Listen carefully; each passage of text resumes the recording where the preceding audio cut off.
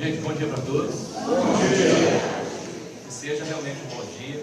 Tenhamos no dia de hoje, então, mais uma vez, uma oportunidade de a gente poder estar refletindo basicamente sobre os ensinamentos de Jesus. E, logicamente, com o colorido que a doutrina espírita vai nos proporcionar.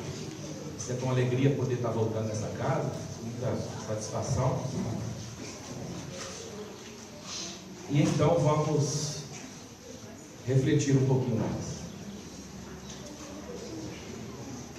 Pedro talvez seja um dos discípulos do Cristo em que a gente mais se identifique como seres humanos comuns, normais, pelas suas ações, pelaquilo que ele trouxe, pelaquilo que tem escrito dele nos evangelhos e na própria literatura espírita, do que a gente vê de Pedro.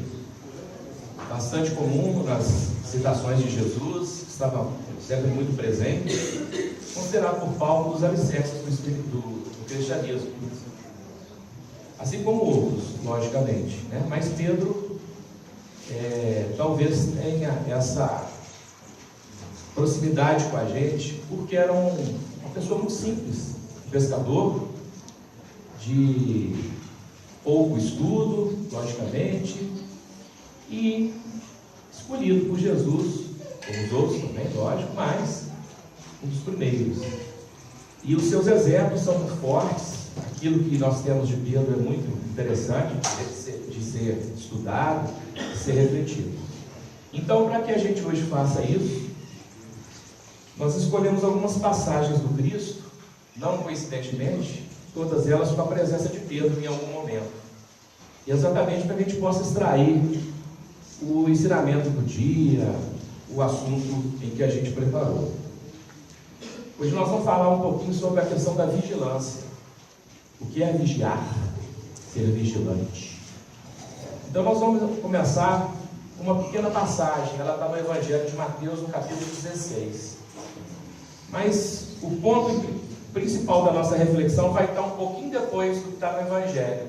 Veio trazido por Humberto de Campos, no livro Boa Nova, em que Humberto de Campos traz sempre uma passagem evangélica e ele conta a atmosfera que tinha na época, aquilo que aconteceu junto daquilo que Jesus trouxe para a gente, junto daquilo que está, grafado lá nos evangelhos.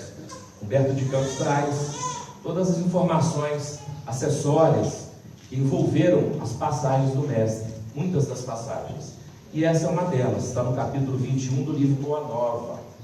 Conta-nos ele que, próximo da crucificação de Jesus, ele chama os 12 apóstolos para uma conversa e pergunta a eles: o que dizem os homens a meu respeito? Perguntava a Jesus então o que os apóstolos teriam a dizer sobre as outras pessoas. O que as outras pessoas diziam sobre Jesus? Então os discípulos foram se revezando e falando o que cada um achava, o que cada um tinha ouvido falar dos outros sobre Jesus. João, por exemplo, falando, e as pessoas que conversavam com ele afirmavam, diziam que Jesus era Elias, o profeta Elias que havia voltado. Já Simão Zelote dizia que Jesus, que as pessoas com quem ele convivia, dizia que Jesus era João Batista que tinha voltado novamente. E Tiago, para os conhecidos de Tiago, eles diziam que Jesus era o profeta Jeremias. Ou seja, cada um com uma opinião diferente de Jesus. Era aquele homem, então, Elias, que voltou, João Batista. E Jesus então pergunta novamente a ele: e vós? Quem dizeis que eu sou? Quer dizer, perguntou para os discípulos: quem que vocês acham que eu sou? O que vocês acham de mim? E nessa hora então é que o nosso personagem toma a palavra, Pedro, e diz então assim: Senhor, tu és o Cristo, o Salvador, o Filho de Deus vivo. E nesse momento então Jesus se vira para ele e diz: bem-aventurado sejas tu, Pedro, porque falastes pelo Espírito de Deus. Ou seja, fez um elogio a Pedro por aquilo que ele falou, que Jesus era o Filho de Deus, era o prometido, Então Pedro se envaidece daquilo, né? Na verdade, ele fica feliz com aquela elogio de Jesus. Imagina você ser elogiado por Jesus, né? E ele então fica muito satisfeito e a conversa prossegue, segundo Humberto de Campos. E então Jesus começa a contar para os discípulos, a dizer para os discípulos sobre aquilo que iria acontecer mais à frente, que seria a sua crucificação. Ou seja, Jesus já estava preparando o ambiente para aquilo que iria acontecer. E então ele começa a falar dos dias difíceis que teriam pela frente, começa a falar dos sofrimentos pelos quais ele iria passar. Filipe então interrompe e pergunta se o sofrimento seria o prêmio que Jesus receberia pela sua obra. E Jesus então responde para ele que ele teria que dar testemunhos dos seus esforços. E então Jesus vai falando dos dias difíceis que viriam, que ele seria provado. Ele falava indiretamente já da crucificação. E nesse momento Pedro, nosso personagem, novamente toma a palavra e diz assim: Senhor, não convém exagerar nas vossas palavras. Onde está Deus com a sua justiça? Estes fatos, que Jesus estava contando, não demonstram que o Pai não é tão justo. Então, quer dizer, Pedro ali mostrando a sua simplicidade, a sua humildade, né? A sua simplicidade no sentido de conhecimento ainda dos ensinamentos, apesar de ter convivido com Cristo aquele tempo todo. E Jesus então chama a atenção de Pedro. O mesmo Pedro que instantes antes havia sido elogiado por Jesus pelas suas palavras, naquele instante ali, Jesus fez uma reprimenda a Pedro, vamos dizer assim. Jesus disse assim: Pedro, retira essas palavras. Será que compreendes só as coisas dos homens? Afasta-te de mim, pois falastes pelo espírito do mal. Quer dizer, instantes antes ele tinha falado por Deus, e agora, instantes depois, ele teria falado pelos espíritos do mal. Aí Pedro ficou sem entender, né? Poxa, um tempinho atrás ele me elogia, agora eu falei alguma coisa, ele me repreendeu. E diz que Pedro ficou muito triste com aquilo, né? Sentiu aquela chamada de atenção, vamos dizer assim, e prosseguiu. Jesus ainda, né, conversa com os discípulos e tal. E no dia seguinte eles se preparam para viajar para uma outra cidade. E no caminho, no início, Pedro caminhava cabisbaixo, triste, ainda refletindo sobre a noite anterior.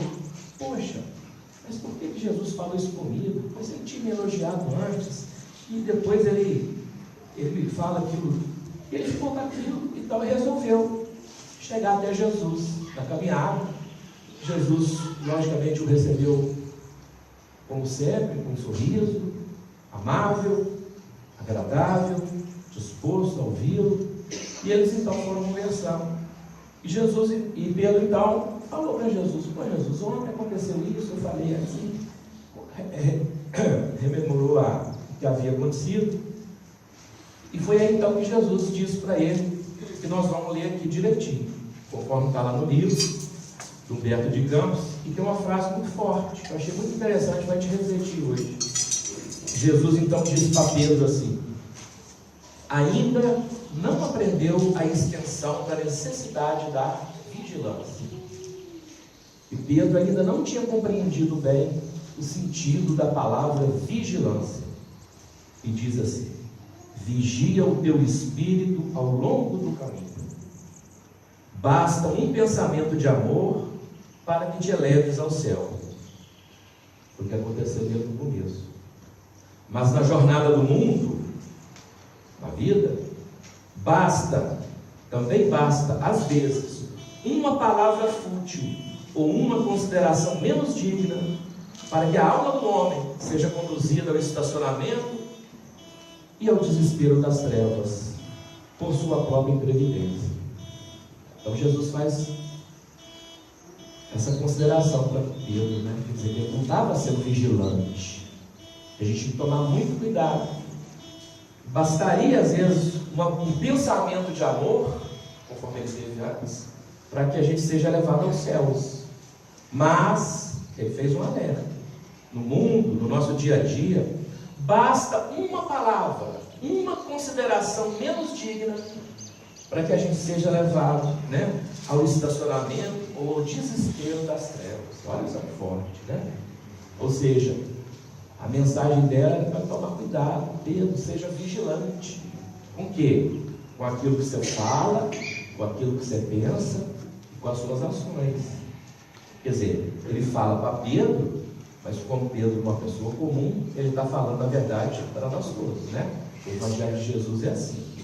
Então, esse é o convite de Jesus para Pedro, é alerta que ele deu. Sejamos vigilantes com o que falamos, com o que pensamos e como agimos. Então nós vamos abordar esses 3 pontos: ser vigilante com as palavras, com os pensamentos e com as ações. Vamos começar pelas palavras. Então, se a gente tem que ter vigilância com a palavra ou com as palavras, é porque através das palavras a gente pode também, igual Pedro, ser elevado aos céus ou cair no estacionamento das trevas. Então a gente tem que tomar cuidado com aquilo que a gente fala. Às vezes uma palavra mal colocada, fora de hora, todos nós já tivemos essa experiência, não é isso? Ela pode às vezes magoar alguém, maltratar, causar uma discórdia, uma incompreensão, não é isso? Então a gente tem que ter sempre muito cuidado. Dizem que a palavra é como uma flecha descontrolada. Depois que você emite, não tem jeito de voltar atrás e pegar a palavra. Ela já chegou no ouvido do irmão, o irmão já absorveu aquilo que você quis dizer, aí não tem jeito. Então a gente tem que tomar cuidado. Não que a gente vai ficar sem falar, sem conversar, lógico que não. Mas para a gente ter muito cuidado com o que a gente fala. Então nós vamos lá de novo no Evangelho de Mateus, no capítulo 15 agora, em que tem uma passagem que o nosso personagem vai estar presente novamente. E a gente vai refletir sobre essa questão da palavra. É uma passagem que todos nós conhecemos. É aquela em que Jesus se encontrava junto com os fariseus e os escribas, e eles cobravam de Jesus o fato dos seus discípulos não lavarem as mãos antes da alimentação e tal, costume. E Jesus então responde a esses fariseus com aquela fala e com aquela frase que muitos de nós já ouvimos. Tem até uma música muito bonita, Pepeu Gomes, que fala esse trecho. O que contamina o homem não o que entra pela boca, mas o que sai da boca. Isso é o que contamina o homem. Está lá no Evangelho de Mateus. E nessa passagem, quando Jesus disse isso, aqueles que estavam interrogando sobre essa questão da alimentação, de lavar a mão, Pedro então tomou a palavra novamente e perguntou: explica-nos, Senhor, essa parábola. Jesus então se admirou mais uma vez. Falou para Pedro: ainda não compreendeis que tudo o que entra pela boca desce para o ventre e é lançado fora? Mas o que sai da boca procede do coração, e isso contamina o homem. Então Jesus estava dizendo exatamente isso. O que vai contaminar o homem, né? Aquilo que a gente come, aquilo que entra. Aquilo que entra vai fazer a sua função e depois vai sair. Conforme ele mesmo explica, a gente sabe. O que faz mal, o que contamina, é o que sai da boca. O que sai da boca? A palavra. Então a gente tem que tomar cuidado com o que a gente fala. Porque quando a gente fala, o que a gente fala procede do coração. E dependendo de como a gente esteja, aquilo é refletido nas palavras. Eu não sei se vocês já repararam, mas quando você tem 2 crianças pequenas e há um desentendimento entre elas, uma briga, estou falando de crianças mais tenras idades, aquela confusãozinha, aquela briga, choro, discussão, às vezes até saem uns tapinhas, né? Passa daí uns 5 minutinhos, estão todos brincando de novo. Já repararam isso? Por quê? Porque eles conversam, se entendem, né? E aquela discussãozinha, aquilo não procedeu do coração, né? A gente não. A gente, mais adulto, já usando nossa livre-arbítrio com mais intensidade, a gente não. A gente coloca as coisas que a gente fala, aquilo que está dentro do coração. Então, se o que a gente tem dentro não é bom, aquilo é refletido de forma negativa para a pessoa. A criança não, às vezes naquela sua pureza ainda, né? Do reinício aqui, da reencarnação, etc. Ainda guarda aquela pureza, os caminhos puros, né? As crianças, conforme Jesus diz, exatamente dessa forma. Então, ele não traz aquela maldade ainda, não tem as suas atitudes, então a criança não sente. Aquele desentendimento aí é momentâneo, tá? Aí já está tudo brincando de novo, se abraçando, se beijando, né? Daí a pouquinho tem uma outra animosidade, daí a pouquinho está abraçando de novo, né? Normalmente assim. Depois que a gente vai crescendo, é que a gente vai mudando, né? A gente vai, então, sendo essas pessoas invigilantes com a palavra. Então, às vezes, a gente tem que tomar muito cuidado com o que a gente fala mesmo. E, às vezes até o silêncio é preferível do que determinadas coisas que a gente fala. Então, em determinadas situações, a gente tem que se calar. Não que a gente vá se omitir, mas evitar. O Chico mesmo falava isso. Que às vezes a gente tem que tomar o gole d'água, né? Ele mandava a gente encher a boca de água, contar até 10. Aí a sua cabeça dá uma pensada, e você está com a boca ocupada, evita de falar determinadas coisas, determinadas palavras que às vezes vão ferir. Então a gente tem que tomar esse cuidado, né? Sempre que tiver uma situação de estresse, de emoção intensa, a gente dá uma parada, uma segurada, né? Exatamente para poder evitar que a palavra da gente atinja o coração do outro de forma desnecessária, às vezes ruim, vamos dizer assim. Sempre que toca nesse assunto, eu lembro de uma passagem muito interessante que foi contada para a gente. Eu já devo ter contado isso aqui, eu conto sempre essa passagem que ela me marcou muito. Há uns anos atrás, o Geraldinho Lemos veio a Juiz de Fora e fez uma palestra lá no nosso centro, lá no ID, e ele contou algumas passagens da vida do Chico, uma vez que ele havia convivido com o Chico durante muito tempo. Hoje em dia, inclusive, ele é o gestor que organiza o museu que tem lá em Pedro Leopoldo sobre o Chico. E ele, então, quando esteve com a gente aqui, ele contou um dia nesse dia para a gente, e certa feita, lá onde o Chico recebia as pessoas, lá no seu centro, chegou uma senhora, desceu do carro, custando andar, sendo amparada, totalmente, coitada, desequilibrada. Ela havia perdido os 3 filhos no acidente. Então ela se encontrava, quem sabe imaginar e quantificar a dor dessa pessoa, logicamente. E ela então saiu do carro, amparada, e ela foi para conversar com o Chico. Aí o Geraldinho falou que todo mundo começou a rodear, assim, tal, ficar em torno, para escutar o que o Chico ia falar para ela. O que o Chico ia falar para aquela senhora que havia perdido 3 filhos no acidente de carro. E o Geraldinho conta que ficou lá, assim, olhando, e todo mundo lá espiando, tal, querendo ouvir o que ele ia falar. Aí o Chico chegou, a senhora foi se aproximando, o Chico chegou, aí os dois se abraçaram. Aí o Chico chorou, a mulher chorou, os dois choraram, 10, 15 minutos, os dois ficaram ali chorando.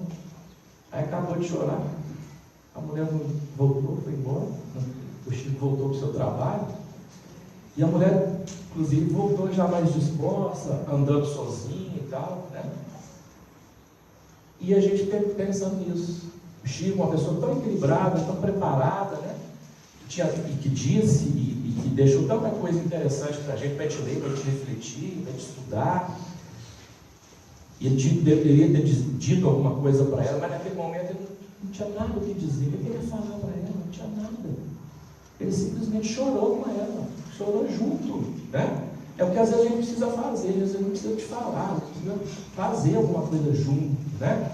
Às vezes a emoção, um aperto de mão, um abraço é muito mais importante, porque às vezes uma palavra, uma frase, não é isso? Então a gente tem que tomar muito cuidado com isso. Se a gente às vezes não tem condição de falar alguma coisa que seja útil, que edifique, que eleve, a gente se cala, a gente pensa, a gente faz uma prece na hora, eleva o pensamento, né? Pede às vezes inspiração. O que eu vou falar nesse momento? O que eu posso dizer? Né? logicamente você entra em sintonia. Se tiver alguma coisa para ser dita, aquilo vai vir até você, você vai poder falar. Agora, se não tiver que falar, às vezes o filho fica quieto, né? Ou seja, a palavra, tem que ter muito cuidado com a palavra. E hoje em dia, na situação que a gente está, a gente tem que tomar muito cuidado também, não só com a palavra dita, né? A gente tem que tomar cuidado, principalmente nessa época de hoje, com o quê? Com a palavra digitada, né? A palavra, essa palavra aqui também serve. Então, grupos, mensagens que a gente recebe, replica, às vezes sem pensar nisso. Às vezes para você não sentiu nada, não tocou, ou às vezes uma coisa que você achou engraçada, às vezes fez bem ao seu ego, ou comungou com a sua inferioridade, você reflete aquilo para os outros, e chega nos outros e causa um outro dano, né? Então a gente tem que tomar muito cuidado com a palavra, não é só a palavra dita, não. Hoje em dia, com a tecnologia, né? Uma mensagem mal redigida, fora de hora, uma discussão acalorada no grupo da família, acaba prejudicando, não é isso? Causando intriga, briga, discussão. Às vezes até as pessoas deixam de se falar por causa disso. Então, alerta de Jesus para Pedro, né? Nenhuma palavra mal colocada pode levar ao estacionamento das trevas. Olha que sai forte. Então a gente tem que tomar muito cuidado com as palavras. Jesus também, nessa mesma passagem, alertou em relação ao quê? Aos pensamentos. Ou seja, sejamos vigiantes com as palavras, mas sejamos vigiantes também com o pensamento. Por quê? Porque o pensamento, ele na verdade é uma vibração, assim como tudo na nossa vida, né? Nossa aqui, tudo a poder de vibração. A gente está conversando aqui, eu estou falando, vocês estão ouvindo, por causa da vibração da minha voz, do som, ondas sonoras, estão chegando até os nossos receptores aí, e a gente está codificando a mensagem. Mas tudo é vibração, inclusive o pensamento. Então, toda vez que a gente pensa, a gente está pensando, a gente está emitindo vibração. São vibrações diferentes, são tamanhos de ondas diferentes, mas elas estão sendo emitidas para a gente. E logicamente que o pensamento, sendo uma vibração, ele vai ser captado de alguma forma. A gente, como encarnado aqui, a gente tem muita dificuldade de perceber o pensamento alheio. A gente está aqui falando, vocês estão percebendo o que eu estou falando, mas aquilo que eu estou pensando, ninguém percebe. A não ser um ou outro que tem uma certa mediunidade, que às vezes consegue pegar essas vibrações. Mas como encarnado, a gente normalmente não tem essa capacidade. Agora, num plano espiritual já é um pouco diferente. Lá, a palavra não é igual a gente aqui, né? É semelhante, mas é o pensamento. A comunicação no plano espiritual é pelo pensamento. Então, o pensamento ele é captado pelos outros. A conversa é pelo pensamento. E, da mesma forma que existe lá, existe aqui. Então, da mesma forma que a gente pensa, a gente emite e esse pensamento é captado. E da mesma forma, a gente também pode captar o pensamento do outro. Não de forma igual está sendo aqui na nossa palavra, né? Mas a vibração. A gente vai captar essa vibração. Paulo, por exemplo, ele diz para a gente que nós estamos sempre acompanhados de uma nuvem de testemunhas. O que ele quis dizer com essa nuvem de testemunhas? É aqueles seres, aquelas pessoas, os espíritos que nos envolvem, que estão próximos da gente. Eles vão estar próximos da gente em virtude daquilo que a gente pensa. Porque a gente pensa, a gente emite uma vibração, e se essa vibração for afim com o pensamento dele, vai haver então essa afinidade, lógico, e eles vão estar próximos, presentes, junto a nós, captando os nossos pensamentos, transmitindo os deles, e a gente então fazendo essa troca aí, fluídica, vamos dizer assim. Então, o pensamento sendo uma vibração, a gente também tem que tomar cuidado com ele, porque ele atinge as outras pessoas, e o pensamento das outras pessoas também nos atinge. Então, a gente tem que estar sempre vigilante com essas duas questões também. Vigiar os pensamentos. Logicamente que isso é mais difícil, né? É muito difícil, mas a gente tem que fazer esse exercício. exatamente a partir do momento que a gente sabe que isso é importante. Então vamos trazer 4 questõezinhas do Livro dos Espíritos que esclarecem isso de uma forma bastante simples e didática. Está nas questões 459 em diante. A primeira é 459. Kardec perguntou assim para os espíritos superiores: influem os espíritos em nossos pensamentos e em nossos atos? Quer dizer, tudo que a gente faz, que a gente pensa, que a gente faz, a gente sofre influência da espiritualidade? Ou não? O que eu faço depende de mim, ninguém me influencia. E os espíritos respondem: muito mais do que imaginais. Influem a tal ponto que de ordinário são eles que vos dirigem. Olha só que interessante, né? Quer dizer, a influência que a espiritualidade nos traz, né, é tão forte que de ordinário, quer dizer, no normal, na verdade, é quase que eles que nos dirigem. Quer dizer, a influência deles é tão forte que o que a gente fala, o que a gente age, é por influência deles. Então a gente tem que tomar muito cuidado sempre com o pensamento, porque o pensamento é a nossa ligação maior com o plano espiritual. Então aquilo que a gente pensa determina muito daquilo que a gente é, daquilo que a gente faz logicamente. A outra pergunta mais à frente, 461. Como havemos de distinguir os pensamentos que nos são próprios dos que nos são sugeridos? Então como é que a gente fica sabendo se aquilo que eu estou pensando é de mim mesmo, é meu mesmo, ou é influência de alguém, ou é a influência de um outro pensamento que está se misturando ao meu? Já que a gente tem essa influência, já que a gente está envolvido por essa nuvem de testemunhas, aquilo que eu falo, aquilo que eu digo, aquilo que eu penso, o que é meu? O que é dos outros? O que eu passo de mim e o que eu passo dos outros? Então a resposta dos espíritos é a seguinte: quando um pensamento vos é sugerido, tendes a impressão de que alguém vos fala. Geralmente os pensamentos próprios são os que acodem em primeiro lugar. Como o pensamento é meu, o primeiro a percebê-lo deve ser eu, sou eu, porque parte de mim. Mas quando essa influência chega, né, às vezes se mistura o nosso.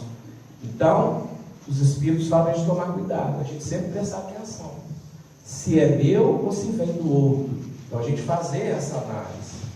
Quando é um pensamento que nos é sugerido, normalmente vem na forma de, como se fosse uma voz que falasse, alguém que nos fala. Então, a gente tem que saber nesses momentos que a gente está sendo influenciado. Então, a gente faz a análise daquilo que a gente está recebendo. Se aquilo é bom, se aquilo comunga comigo, se aquilo é do bem, é uma boa influência. Então, é uma ajuda que eu estou tendo. Aquilo, se aquela ideia que vem é uma ideia ruim, desnecessária, descabida, não é minha. Pode ser uma influência negativa, lógico. Então tem que tomar cuidado em repassar essa ideia, em fazer aquilo que está sendo sugerido. A gente vê muito na televisão, quando tem esses crimes bárbaros, né, de mortes, assassinatos e tal, que entrevista às vezes a pessoa que cometeu o crime, e muitas das vezes ele diz: eu fiz isso porque eu escutava uma voz, alguém me disse para fazer isso, né? É nesse sentido que os espíritos estão falando. A gente sofre essas influências mesmo, não é isso? Mas a gente tem que saber filtrar isso, quer dizer, ser vigilante em relação a isso. Se não é uma coisa boa, se não me traz bem, se aquilo está me pedindo para fazer uma coisa errada, ruim, para que eu vou fazer? Para que eu vou acudir a esse apelo? Então a espiritualidade pede para que a gente, né, seja vigilante, preste atenção. Aí na pergunta seguinte ele explica isso. Como distinguirmos se um pensamento sugerido procede de um bom espírito ou de um espírito mau? Se vem um pensamento, é vibração, a gente recebe. Como é que eu vou distinguir se o pensamento, se a ideia é boa ou ruim, é do bem ou do mal? Aí a resposta é muito simples: estudai o caso. Os bons espíritos só para o bem aconselham.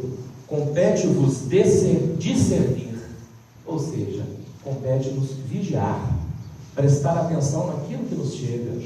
Se é coisa ruim, não procede de um bom espírito. Se é uma sugestão errônea, má, não procede com o Espírito. Então não vou seguir, não vou dar prosseguimento àquela ideia. Se é uma coisa boa, se é uma coisa que valoriza, que é do bem, que me harmoniza, que me deixa bem, lógico, que vem de um espírito amigo, de um companheiro, daquele que vibra comigo, gosta, que trabalha nos preceitos de Jesus e quer me ajudar, então eu posso seguir aquilo. Então a vigilância vai estar sempre nesse sentido. E nessa parte, nessa última reflexão sobre o pensamento, questão 467, pergunta: pode um homem eximir-se da influência dos espíritos que procuram arrastá-lo ao mal? Ou seja, eu posso resistir a uma tentação? Quando me vem uma sugestão ruim, mal, maldosa, tem como aquilo não me arrastar? Tem como eu eliminar isso, me eximir dessa influência? Perguntou Kardec dos espíritos. Aí a resposta brilhante: pode, visto que tais espíritos só se apegam aos que, pelos seus desejos, os chamam, ou aos que, pelos seus pensamentos, o atraem. Então a influência negativa, ela nos acontece pelos nossos pensamentos, pelos nossos próprios pensamentos, que vão emitir ondas, vibrações, que vão atrair as mentes em desequilíbrio. Então a gente tem que tomar sempre muito cuidado com o pensamento dos outros que nos chegam e os nossos, porque os nossos sendo ruins, eles vão atrair espiritualidade que comunga com aquela ideia ruim, negativa, má, e a gente não vai ficar sob aquela influência influenciando. Então a gente vai ficar naquele ciclo vicioso do mal, né? E se a gente então fizer o contrário, a mesma coisa vai acontecer. Se a gente vibrar, tiver pensamentos bons, salutares, de paz, de harmonia, de equilíbrio, a gente vai emitir vibração própria, isso vai atrair pensamentos, mentes, espíritos que vão vibrar igual, e eles vão comungar com a gente, vão trabalhar na nossa psicosfera, em torno de nós, nos envolvendo do mesmo jeito. Então o pensamento é tudo, é a vibração que a gente emite e a vibração que a gente recebe. Então a gente tem que ser vigiante com isso. Se eu quiser ter bons pensamentos, que eu me esforço para tê-los, porque ao fazer isso, a vibração que eu produzir vai atrair mentes que vão vibrar da mesma forma e vai ser harmonioso. E da mesma forma, se eu pensar no mal, se eu pensar no ruim, se eu pensar aquilo que é negativo, né? E Bezerra de Menezes, então, encerrando essa questão do pensamento, nos diz: a rigor, ninguém pensa sozinho, pois sempre comungamos nossos pensamentos mais secretos com seres espirituais que vibram em nossa faixa mental, né? Ou seja, a gente está sempre atraindo pelo nosso pensamento, a gente cria uma faixa mental, e dependendo da qualidade do nosso pensamento, a gente vai ter a qualidade das nossas companhias. Então a gente tem que pensar nisso, que companhia que a gente quer. Aqui a gente escolhe, né? Os nossos afins, quem comunga com as mesmas ideias, os nossos amigos e tal. Em pensamento é a mesma coisa. Os nossos amigos espirituais, eles vão comungar com os nossos pensamentos, com as nossas vibrações. Então, se a gente selecionar as nossas vibrações, os nossos pensamentos, a gente está selecionando as nossas amizades, igual a gente faz aqui. Não é isso? Então, no conselho do Cristo, sejamos vigilantes com as nossas palavras, sejamos vigilantes com os nossos pensamentos e sejamos vigilantes com as nossas ações. Quando a gente fala ser vigilante com as nossas ações, a gente está falando das nossas relações com o próximo, com os nossos irmãos, com aquele com que nós convivemos no nosso dia a dia. E ser vigilante com as nossas ações não é para que a gente julgue a ação dos outros, não. É para que a gente vigie as nossas ações, a fim que sejamos instrumentos úteis na mão da espiritualidade maior, no auxílio aos necessitados. Ou seja, a gente tem que ser vigiante com aquilo que a gente faz, porque o que a gente faz torna-se exemplo. E o exemplo arrasta muito mais do que às vezes as palavras. Não é isso? Então, por isso que a gente tem que estar sempre vigilante em tudo. pensamento, palavra e atos. As nossas atitudes são exemplos, se refletem, é isso? Nos outros, a gente faz com que o outro reflita naquilo que a gente fez. Se a gente toma uma atitude ruim, feia, aquele exemplo vai ficar. Se a gente faz uma coisa boa, saudável, etc., também vai ficar. É isso? O exemplo que a gente deixa. Então, Jesus também pede para a gente tomar muita atenção naquilo que a gente faz. Quando ele disse lá, né? Uma consideração menos digna para que a alma seja conduzida ao estacionamento do desespero das trevas. Então, muito cuidado com as nossas próprias ações. Então, vamos buscar uma outra passagem de Jesus, e o nosso personagem vai estar presente nela também, a respeito, para elucidar essa questão das nossas ações. Essa aqui já vai estar em Mateus, capítulo 26, versículos de 36 a 46. Isso aconteceu logo depois daquela passagem, porque foi após a última ceia. Aquela conversa nossa de Pedro com Jesus, os discípulos lá, foi pouco antes da crucificação. Essa passagem aqui, Jesus já havia sido crucificado, ele já estava próximo realmente da crucificação, e foi a chamada a última ceia lá, né? Nessa época, então, Jesus vai ao Getsemane e leva com ele Pedro, Tiago e João. Esse Getsemane era um jardim, um horto, que ficava situado próximo a Jerusalém, ao pé do Monte das Oliveiras. Então Jesus vai até esse local, esse jardim, muito provavelmente porque era um ambiente tranquilo, equilibrado, bonito, aprauzível. Jesus então vai até lá e leva consigo esses 3 discípulos. Pedro era um deles. E Jesus então diz assim para eles: assentai-vos aqui, enquanto eu vou ali orar. A minha alma está profundamente triste até a morte. Fica aqui e vigiai comigo.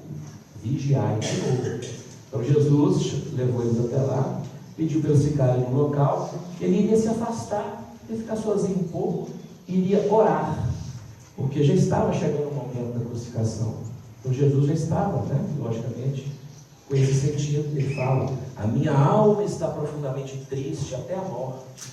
Então, estava naquele ambiente já. Então Jesus, se preparando, foi até mais longe um pouquinho e deixou eles. E disse para eles ficarem lá. Ficai aqui e vigiai comigo. Isso foi um pedido de Jesus. Ficai aqui, para os 3, e vigiai comigo. Depois dessas palavras, Jesus se afastou e foi orar a Deus. Foi nesse momento, nessa passagem, que Jesus, orando a Deus, ele pede para afastar. Afasta, Senhor, de mim esse cálice. Lembra dessa passagem? Foi nessa oração que Jesus foi fazer sozinho. E tem essa frase, né? E depois então que Jesus fez a oração, ele voltou. E o que ele encontrou? Ele encontrou os discípulos dormindo. Ele pediu a eles para ficar lá vigiando. Ele foi, orou. Quando ele voltou, ele encontrou os discípulos dormindo, né? E então ele foi dizendo a quem? Ao que se mostrava assim já mais líder deles. Se dirige a Pedro e diz assim: então, nem uma hora pudestes vós vigiar comigo? Quer dizer, ele já foi chamando a atenção de Pedro, né? Coitado de Pedro, né? Jesus estava sempre em cima dele, mas era porque ele era realmente, né?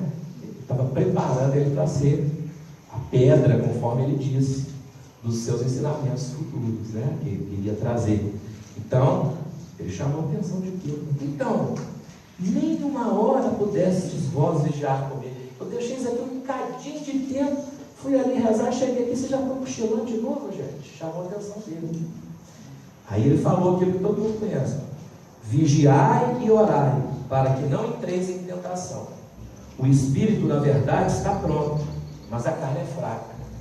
Foi aí que Jesus falou: o negócio de carne é fraca. Não é quando a gente fala que a gente tem um problema com a pessoa: a carne é fraca. Jesus não falou nesse sentido, não. Ele falou que o espírito é forte, está preparado, mas a carne é fraca. Quer dizer, eles podiam até estar preparados, mas eles se deixaram levar pelo sono, pelo desânimo, por ter parado ali. Eles não foram o quê? Porque ele pediu para ser vigilante. O que é vigilante? Vigiar, tomar conta, prestar atenção, ficar atento. Eles não fizeram isso. Para que a gente põe um vigia para tomar conta de uma obra? Você contrata segurança, vigia, para tomar conta, lógico, né? O ladrão não assaltar, para não ter nenhum problema, enfim, aquela pessoa vai ficar ali em vigília, acordado, atento, prestando atenção.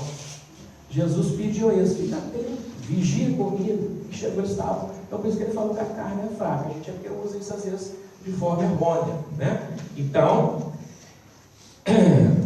ele nos mostra exatamente isso: vigiai e orai. Então, quer dizer, vigiar, ficar atento, prestar atenção. Se a gente tiver com essa dificuldade, orar. Orar é o sentido de você fazer a ligação. A gente não se liga à espiritualidade pelo pensamento. A oração é um exercício que você faz pelo pensamento para que essa sintonia se refaça, ela se reajuste, ela melhore. Então, quando a gente tiver com dificuldade de concentrar, quando a gente tiver com dificuldade em dizer alguma coisa, a gente pede essa ligação. Essa ligação é uma oração. A oração não tem forma definida. É um momento que você para e pensa. Então você equilibra o seu pensamento, você eleva ele, a espiritualidade amiga que te assessora vai perceber essa vibração, e nessa vibração a ajuda que você está precisando vai chegar. Aquela ideia, aquele momento de equilíbrio que você precisa chega. Você refaz essa ligação. Então por isso que ele fala: vigiai, fica atento, presta atenção, não distrai qualquer coisa não. Mas se isso estiver acontecendo, ora. O que é orar? Canalizar o seu pensamento para um objetivo. Imagina, muitas pessoas, né? A nossa religião não tem muito isso, mas outras religiões você tem.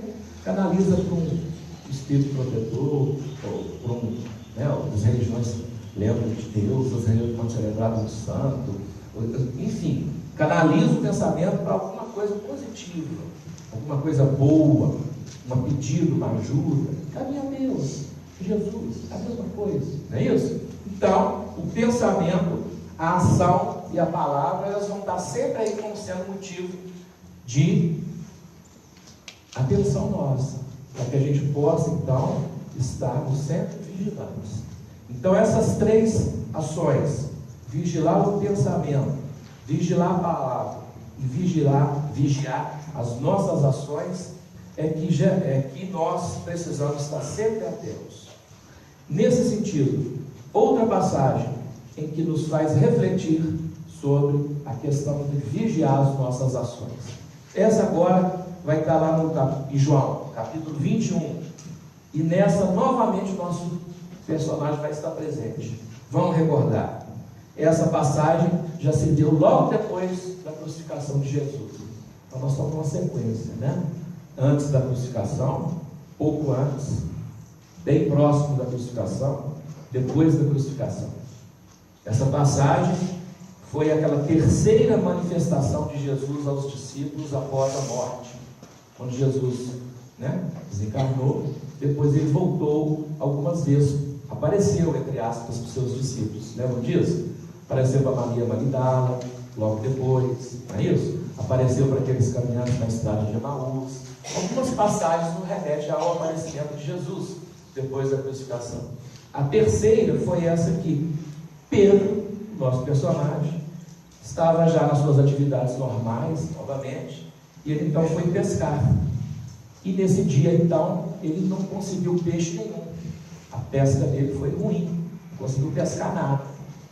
E conta-nos lá no Evangelho de João que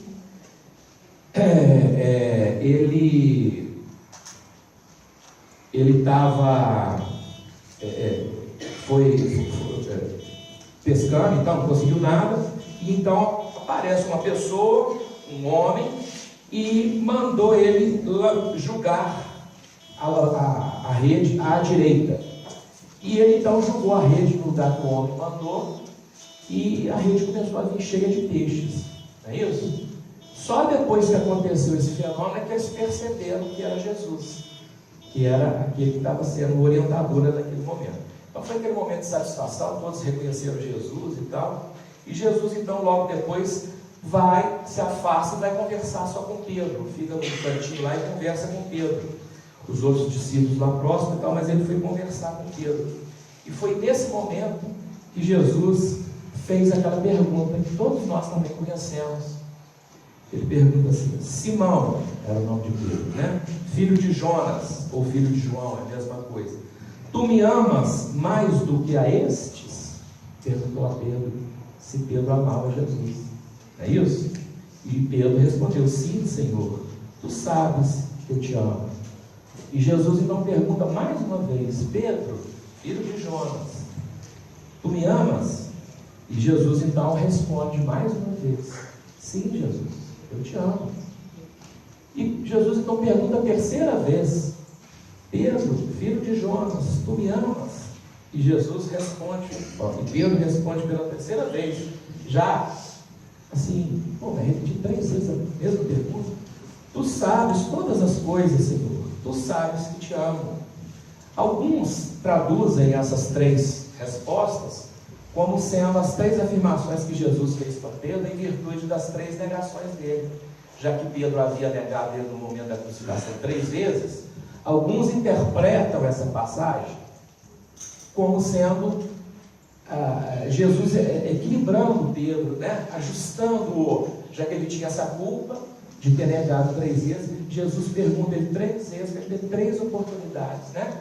Mas tirando isso de cogitação, questão do número, de 3, que a gente não deve fixar muito nisso, mas apenas a atitude em que Jesus pergunta. Mas o importante dessa passagem não é saber que Jesus perguntou ele 3 vezes se ele ama, e ele respondeu 3 vezes que ama e igualou lá. Não. A resposta, segundo a tradução lá da passagem que a gente tem lá do Haroldo Dutra, a tradução do Evangelho, é que é interessante. Porque todas as 3 perguntas, todas as 3 vezes que Jesus perguntou para Pedro se ele amava, e ele respondeu que sim, logo depois ele deu um conselho, que a gente não presta muita atenção. Quando ele falava: sim, Senhor, tu sabes que eu te amo, aí Jesus fala assim para ele: então, alimenta meus cordeiros. Perguntou a segunda vez: tu me amas? Sim, eu te amo, Senhor. Então, apacenta minhas ovelhas. Terceira: tu me amas? Sim, eu te amo, Senhor. Então, alimenta minhas ovelhas. Apacenta meus cordeiros, alimenta meus cordeiros, apacenta minhas ovelhas, alimenta minhas ovelhas. 3 frases seguidas, 3 conselhos de Jesus. Alimentar e apacentar, ele pede, são verbos relacionados a cuidados que a gente tem que ter. Alimentar, né? Pode ser entendido como levar para pastar, oferecer pasto, alimento. Apacentar são ações do pastor, ações e funções de um pastor. Quais são? Guiar, levar ao pasto, nutrir, cuidar, vigiar. O pastor não tem que vigiar as suas ovelhas? Quando Jesus pede para Pedro para ele apacentar as suas ovelhas, os seus cordeiros, ele está pedindo para Pedro vigiar os seus irmãos, tomar conta, tomar cuidado, prestar atenção nas atitudes dos seus irmãos, não para julgar, mas para colaborar, para ajudá-los numa caminhada, para trazer uma palavra, já que ele tinha convivido com ele tanto tempo, né? Então ele pede para Pedro passar para os outros aquilo que ele aprendeu com ele: apacente as minhas ovelhas, apacente os meus cordeiros. Quer dizer, caminhe junto com eles, siga junto com eles, alimente-os, esteja junto deles, vigie as minhas ovelhas, Pedro. Então ele pede para Pedro e faz esse pedido mais uma vez da vigilância. E a partir daí Pedro, né, vai seguir uma outra etapa da sua vida agora, que é a disseminação do Evangelho.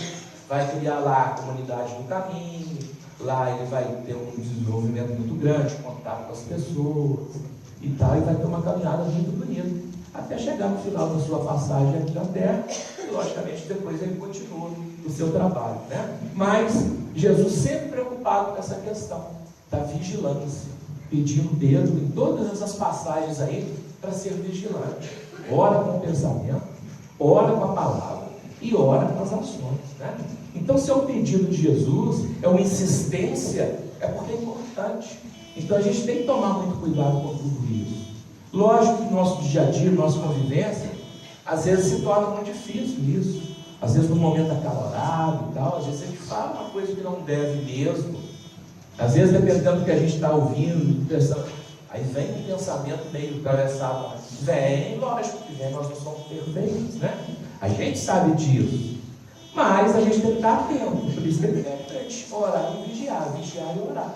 Exatamente para a gente prestar atenção nisso. No que a gente fala, no que a gente ouve, no que a gente, né, age.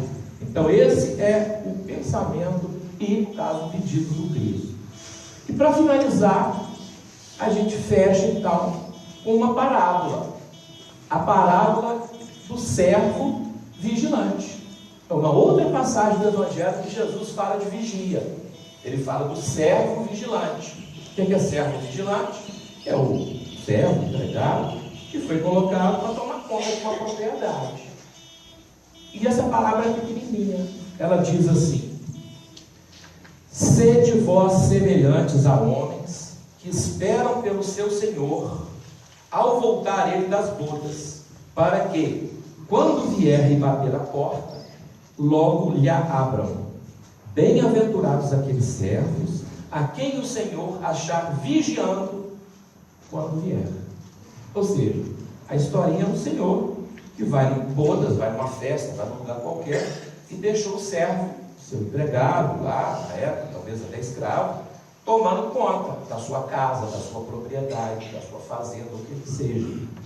E quando ele retorna, ele encontra o servo, ele encontrar o servo o quê? O vigilante o quê? Acordado, vigilante. Não é isso? Por quê? Se ele chegar e vigia o servo estiver dormindo, cochilando ou, né, distraído, ele vai achar ruim com ele. O Senhor vai, né, cobrar daquele vídeo. Poxa, te deixei vigiando e você não fez o que eu pedi. Mesma passagem lá, quando Jesus deixou eles vigilantes, foi orar e eles chegaram e estavam dormindo, né? Essa parábola foi contada num outro momento, mas a ideia é a mesma, né? Então, bem-aventurados aqueles servos a quem o Senhor achar vigiando. Quer dizer, o que ele está querendo dizer para a gente aqui? Para a gente ser vigilante com as nossas vidas. Quer dizer, quando a gente está aqui, a gente está tendo uma oportunidade de crescimento. Depois que a gente tiver essa oportunidade, a gente volta para a nossa pátria maior, para o plano espiritual. E quando a gente chegar lá, a gente vai ser, entre aspas, cobrado daquilo que a gente fez aqui. Então, quando a gente chegar lá, a gente tem que estar vigilante, tem que estar acordado, tem que estar por dentro daquilo que a gente fez. Exatamente se a gente tomou conta da nossa vida de forma conveniente. Se a gente vivenciou essa experiência aqui da melhor forma. Nós somos os servos e vamos ser cobrados pelo nosso Senhor, daquilo que Ele nos deu aqui. Então, se a gente chegar lá e a gente estiver dormindo, cochilando, né? A gente vai ser repreendido por isso. Olha, te dei essa oportunidade, você não cumpriu, era para você fazer isso, você não fez. Aquilo que aconteceu na sua vida era para você ter aprendido isso e tal.